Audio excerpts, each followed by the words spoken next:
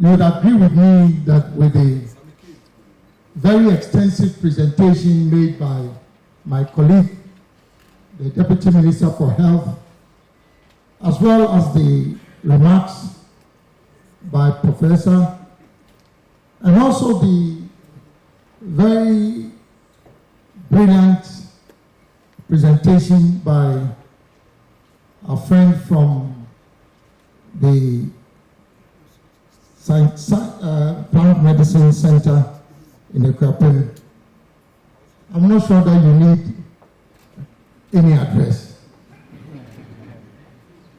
I'm not sure you need any address, so I'll make some very brief remarks. First, I'd like to commend Professor and his team for the work that they are doing to support the development of our country.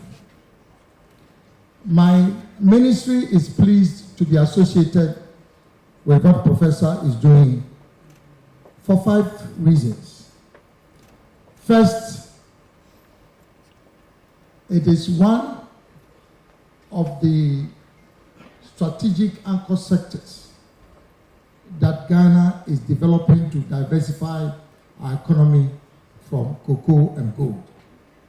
The manufacturing of pharmaceuticals is one of the new strategic sectors that Ghana is developing. Because for our country to depend for over 100 years on only 2 commodities clearly should tell us that this is not sustainable going forward. So we need to diversify our economy. And that is why recently you've been hearing about the development of the automobile and vehicle assembly plant. The pharmaceutical manufacturing industry is one of these new strategic anchor industries. And what Professor is doing is at the center of this new strategic industry that we are developing. And that's why government is interested. We are also interested because what he is doing and the development of plant medicine in general will help create jobs. We all know that one of the most difficult challenges confronting us as a country is unemployment. What Professor is doing and what other manufacturing companies in the plant medicine space are doing will not just create jobs, but will create high-quality skilled jobs. So we are talking about enhancing science, mathematics, engineering and technology, STEM education. We are talking about technical and vocational education.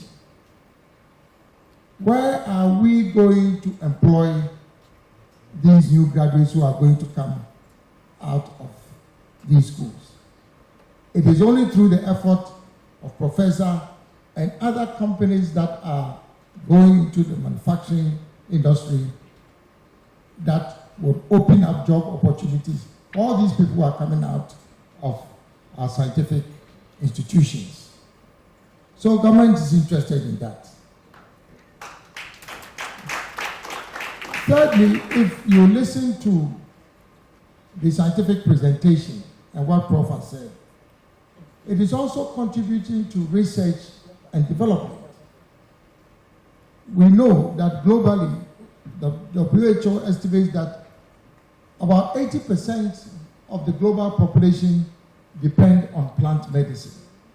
See, here in Ghana, when you talk about herbal medicine, people give a different connotation to it.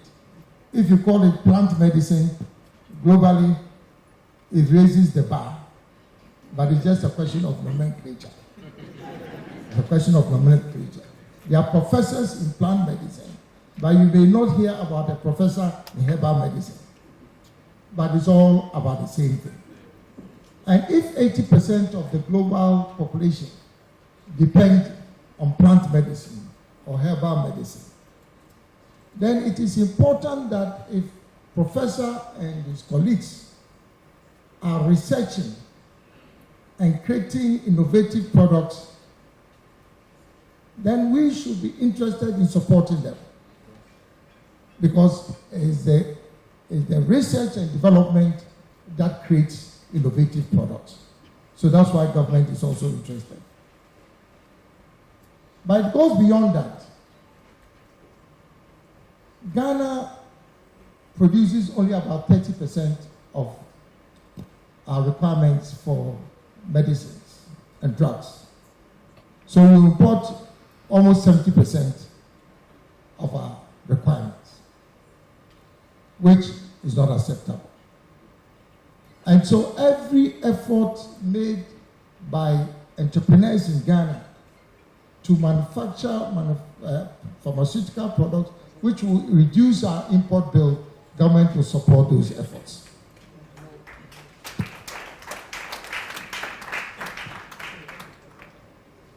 It also goes beyond reducing imports. A friend from the Plant Medicine Center was talking about the market value for pharmaceuticals peaking at 5 trillion by 2050.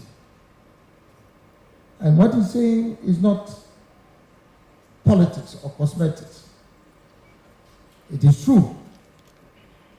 And so if Ghana can focus on developing pharmaceutical products, including plant medical products, the potential for export is very significant.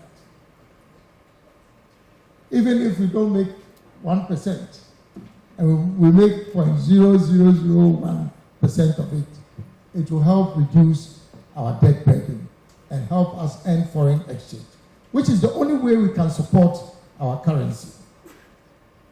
So that's also important for us as a government. He talked about revenue mobilization. Now, Professor is whetting our appetite for us to expect $32 billion when this new innovation comes onto the market. Prof, we are going to work with you on that.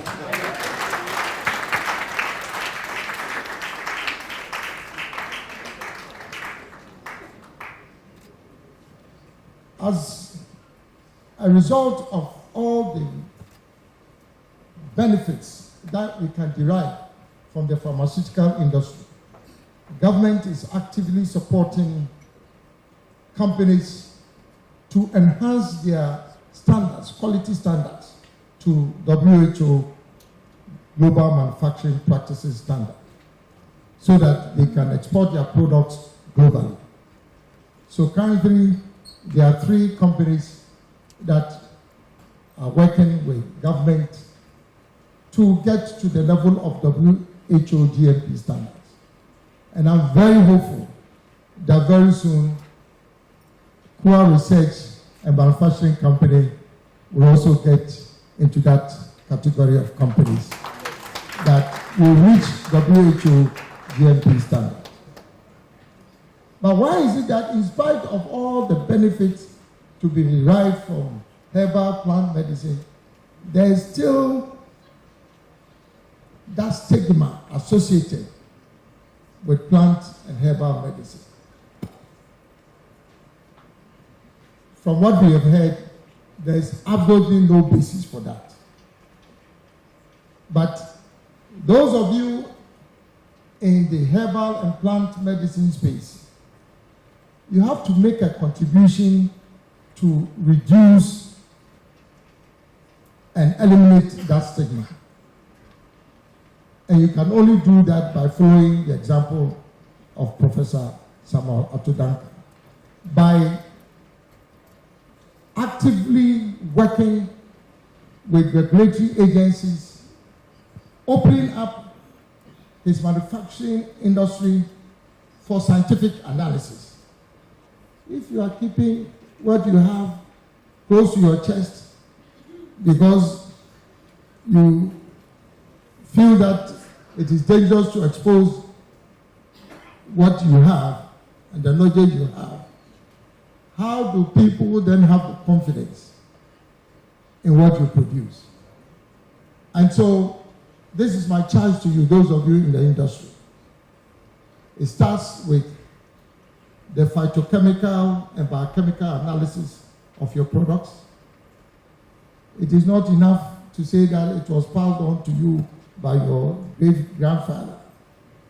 If you want it to become a mainstream product like Gov't mixture, you have to be able to subject it to phytochemical and biochemical analysis. Secondly, you have to be prepared to subject it to therapeutic analysis. Because part of the challenge with herbal medicine is in respect of dosage. When people have to prescribe it, they have to prescribe dosage that is consistent with the analysis of the disease that has been identified. So that is also very important. The gentleman from the Plant Medicine Center was talking about therapeutic analysis. You need that.